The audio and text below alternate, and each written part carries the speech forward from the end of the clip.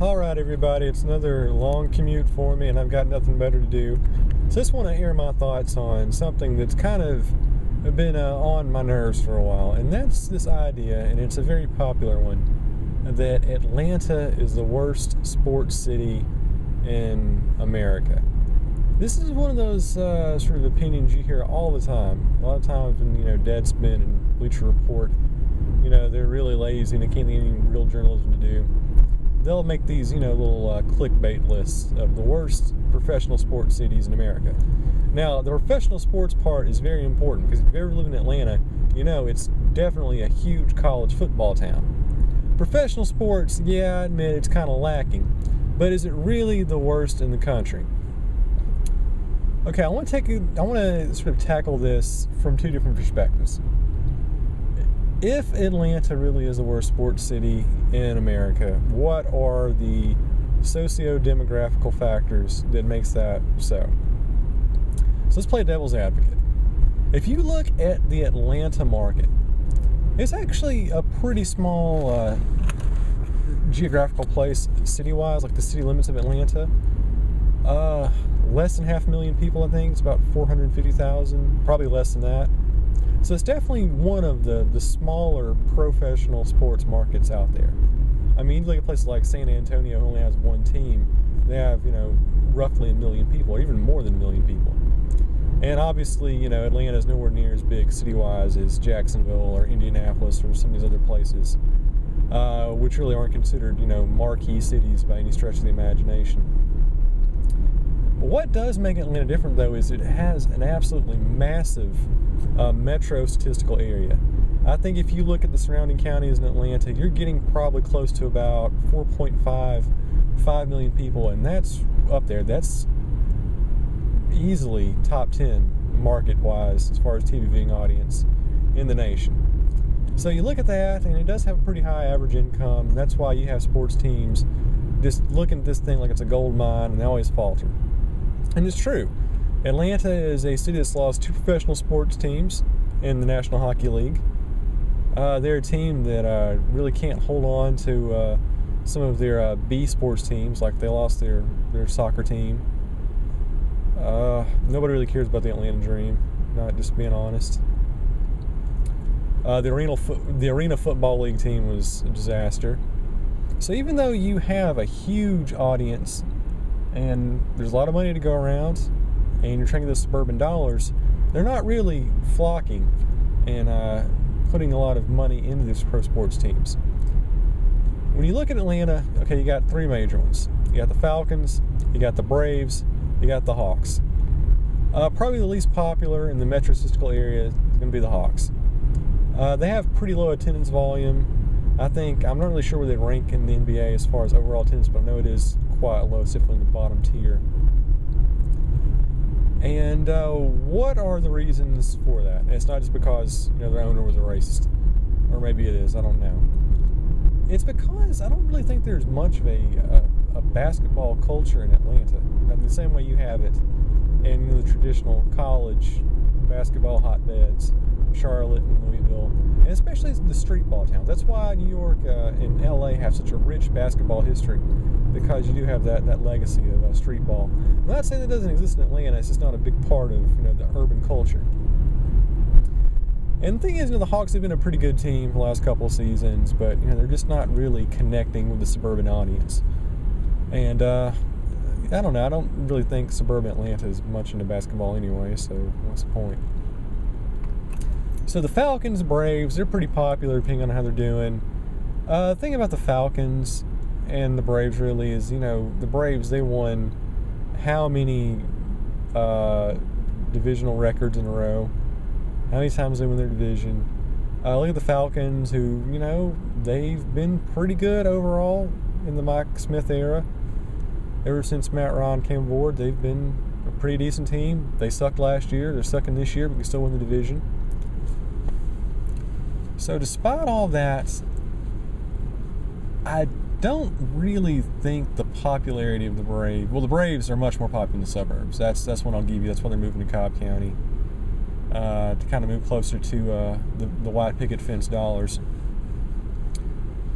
But the Falcons, I just don't really see them having that much of a huge outside the perimeter fan base. And that's really, or really actually inside the perimeter, and that's really for two demographical reasons. This is important.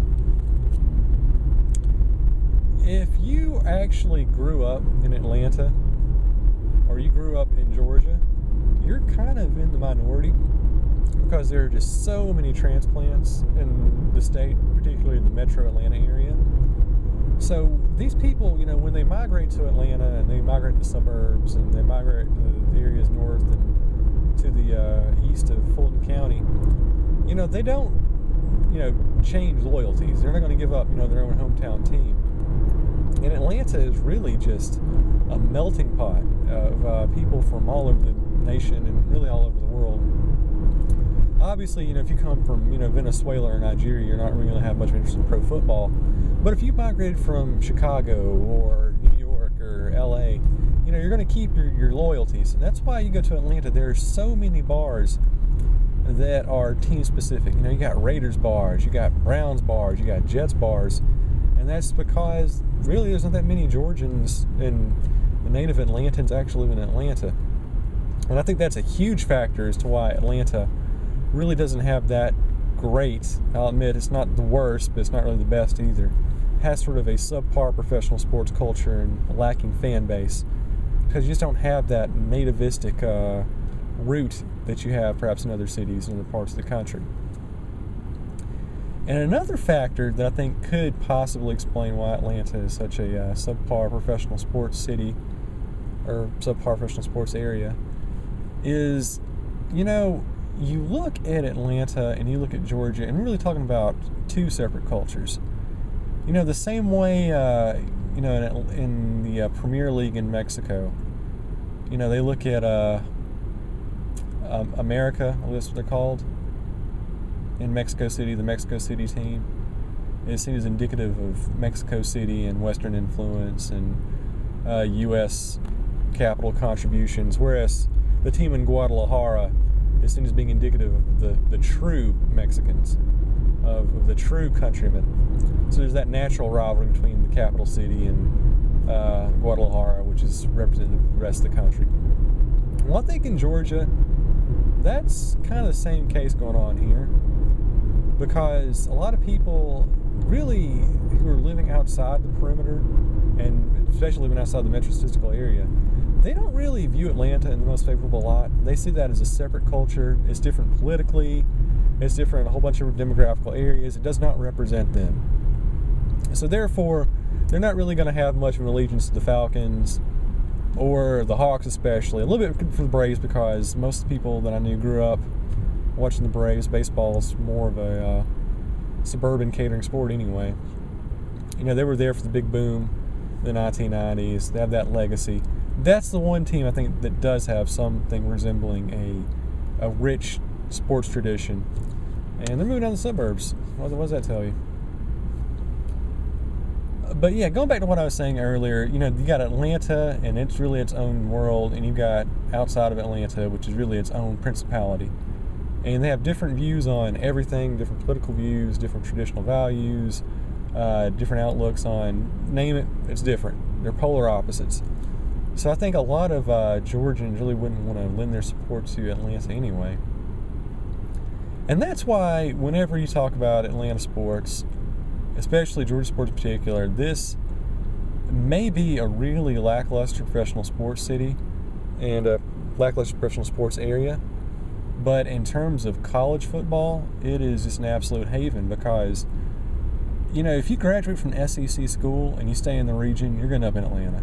If you go to Alabama, if you go to Auburn, you go to Vanderbilt, wherever, Gainesville, you end up in Atlanta because that's really the, well, I mean, it's the capital of the South. I mean, that's where all the major companies are. It's where all the major, you know, investment firms. And it's the New York of the Sun Belt until you get to Texas. So if you want to stay regionally, if you don't want to have to, you know, move away from your parents and you just don't want to make money, you know, if you went to Gainesville or if you went to Mississippi or you went to any of these other places, you end up going to Atlanta. So SEC football is just the sport. That's it. That's all that matters in Georgia is SEC football. the rest of the college football world may not even exist. It's Georgia, it's Alabama, Tennessee, Florida. And people are very passionate about that. That's what they see as being indicative of them. You know, the same way that, you know, if you live in Buffalo, you have that self-identification with the Bills. Or if you live in Oakland, you have that self-identification with the Raiders. That's the way I think most of the pure Georgia fans, the natural-born Georgia fans for sure, choose to view the Bulldogs. That's the team that represents them. Atlanta and the Yellow Jackets and the Panthers and all these other teams are just representative of Atlanta and all of its less than desirable qualities. That's the modernized, globalized state. Outside the perimeter, Georgia represents old school, traditional Southern way of life. So I think that's probably why you look at it. If there are two particular reasons why Atlanta might have a bad pro sports climate, that's why. Transplants and that rift between Atlanta fans who are traditionally a melting pot of pro sports team fans and the outside the perimeter, suburban, rural, exurb guys who are really into Georgia, SEC football, and the Atlanta Braves. So you got those two different sort of cultures competing. And Atlanta's obviously the largest city in Georgia. If you're going to put a sports team anywhere, you put them there. But you know what? We are seeing that shift. You know, you got the Braves in Cobb County. Well, we're going to have the Falcons in Atlanta for the foreseeable future. But, you know, if another sports team does come knocking, you know, if the NHL does come back, which it probably won't, or if there, you know, comes a chance to perhaps build a new NBA arena, you know, CNN, they're losing money left and right, how can they support Phillips Arena? I mean, you know, they might think about moving it somewhere outside of Atlanta. Not think about moving it to, I don't know, maybe not Cobb, but some of these places in North Fulton maybe. I think it'd possibly be a choice. Or maybe just move it out of state altogether, give it to St. Louis or something. And second part of the equation, now I've been rambling on, really traffic is bad, I've got nothing better to do. Second part of the equation, if Atlanta isn't the worst sports city, pro sports city in America, I gotta admit it's bad, then, but not the worst, then what is the worst? I really haven't thought about this one, you know, but, you know, you look at Atlanta, you got 3 sports teams, you got a rich college football tradition, you got Georgia Tech, which is a pretty good college basketball association. You got pretty much all your bases covered except for hockey and soccer, and we're getting a soccer team, but nobody really cares about soccer. Another thing about that, the Atlanta soccer team, I think is going to be a huge failure because obviously the people who care about soccer, all these metro, urban, millennial people, you know, they don't really care. They just want to, you know, drink beer and watch FIFA matches. And of course, you know, the largely Hispanic crowd's not going to go to see the Atlanta MSL team. They're soon going to the Premier League.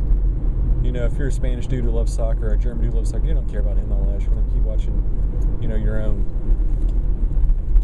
organizations out there in Europe or South America. But, worst sports city in America? I mean, there are a lot of cities that only have one team. I mean, you look at Buffalo, it's all they have are the Bills. You know, if you're having a bad year with the Bills, forget it. That's all you live and die for. You got all these, you know, cities out in the Midwest. I guess we're only looking at pro sports cities. It kind of leaves out, you know, South Dakota and stuff like that. But as far as apathy and not really caring about your teams and, you know, not really having passion, you know, Atlanta, it's pretty low, but I'm pretty sure it's going to be somewhere worse. I mean, I think probably if you go to South Florida, Tampa Bay Lightning, I mean, not really good sports culture there, even though they have a championship, which some Atlanta doesn't have. I thought the Seattle market was pretty bad up until recently. Maybe kind of take a look at Northern California. I think all their sports franchises and sports leagues are represented, but, you know, we'll see how they treat their winning teams. But, you know, it really can't complain. You can talk about Atlanta fans, you know, kind of being fair weather fans. But you know what? Fair weather fans exist in every market. You know, people, you know, talk bad about Atlanta fans, kind of turn their back on the Falcons when they go 4-12. Not showing the same passion that you see in Green Bay and Oakland, which is probably true, but they kind of leave out the fact that, you know, when the Eagles have a bad season, their fans dump them. You know, if the Yankees, which have been on a downturn for a couple of years now, their fans are sort of, going back on the decline. So I think that's just a commonality. I mean, Atlanta, bad sports city, yeah. Well, let me sort of reiterate that one. It's a pretty lackluster pro sports city. No denying that. You lose a pro sports team to Winnipeg, you got a pretty bad market. But it's not the worst, and there are some glimmers of hope. You do have hardcore Falcons fans. You definitely have hardcore Braves fans. Of course, you've got really hyper-loyal SEC football fanatics. So I don't think it's really that bad of an overall sports city when you factor in college sports. In fact, I think it's probably it's slightly above average. But as far as pro sports teams' allegiances, yeah, just not there. But what can you say? You got no nativistic Atlantans. You really can't have that sort of tribalistic culture anyway. So that's just my thoughts on Atlanta being a sports city. Good, bad. I'm sure you got comments. Feel free to leave them below.